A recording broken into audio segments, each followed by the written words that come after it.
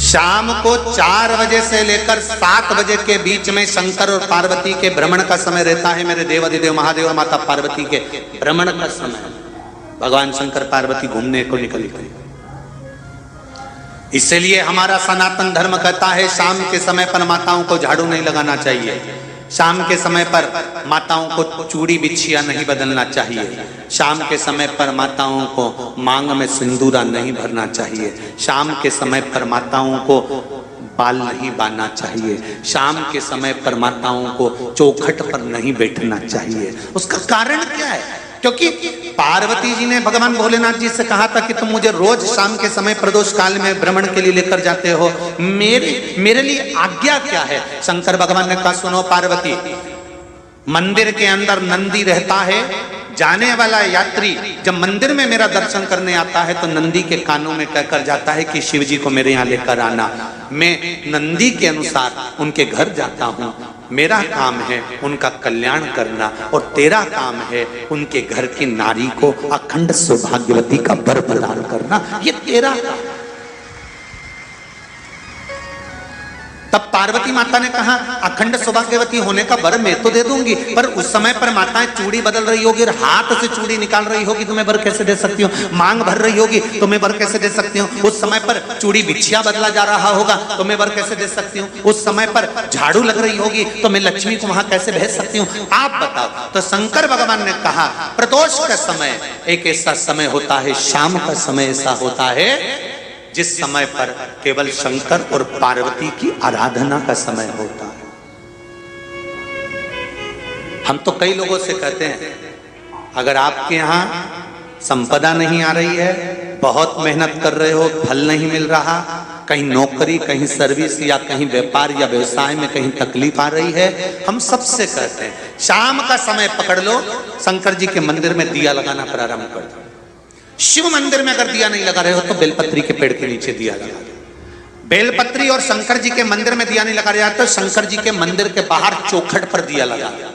इतना भी नहीं कर सकते तो अपने घर के बाहर अपने द्वार पर दिया लगा दो, पर शंकर जी के नाम का श्री शिवाय नमस्तुभ्यम बोलकर शंकर भगवान को याद कर कर अपनी कामना कर कर बाबा का स्मरण कर कर पंचाक्षर मंत्र नमः शिवाय, षडाक्षर मंत्र ओम नमः शिवाय, द्वादशाक्षर मंत्र ओम नमो भगवते वासुदेवाय, जो मंत्र तुमको याद है उसका स्मरण कर कर लक्ष्मी हो चाहे नारायण हो चाहे राम हो चाहे कृष्ण हो स्मरण कर कर शाम के समय बाहर दिया लगा दो, दरवाजे के पास लगा दो। वो सुनेगा जरूर, आएगा तो उसका वेलकम जरूर होगा और वो कुछ देकर जरूर जाएगा।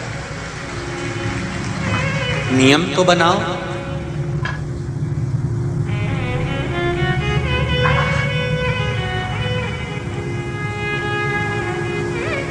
उसकी चौखट पर जाकर कहना प्रारंभ।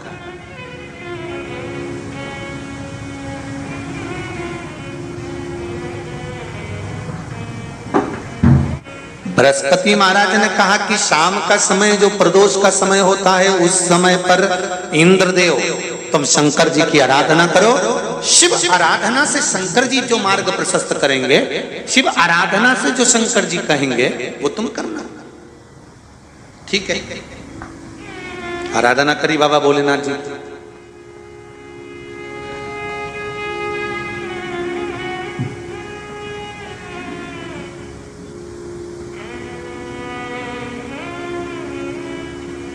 मालूम नहीं था इंद्रदेव को।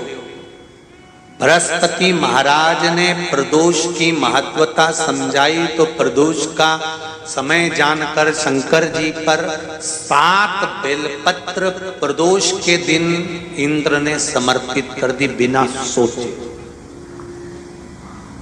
कितनी बेलपत्र? 7। प्रदोष का व्रत करो चाहे ना करो, मंदिर में चढ़ी हुई बेलपत्र को उठा लो,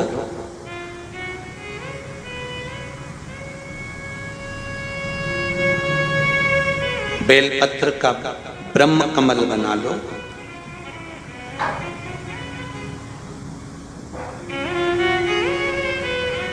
ब्रह्म कमल का मतलब होता है डंडी बीच में रहे, आसपास पत्तियां रहे। 7 पत्ती का ब्रह्म कमल बनाकर, जैसे ये ये पत्तियां हैं एक जैसी रखी हुई हैं, तो इसको फैला लिया, 7 पत्ती को आपस में फैलाकर ब्रह्म कमल बना लिया। प्रदोष का व्रत करें ना करें, जरूरी नहीं है कि वृक्ष से ही पत्ती लेकर आओगे तो ही शंकर जी को चढ़ाओगे।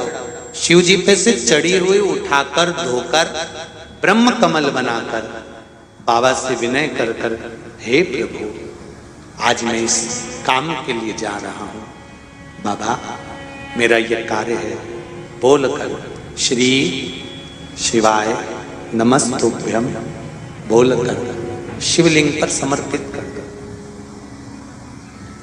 दिन भर के प्रदोष व्रत का फल बाबा एक बेलपत्री समर्पित करने पर ही प्रदान कर देता है।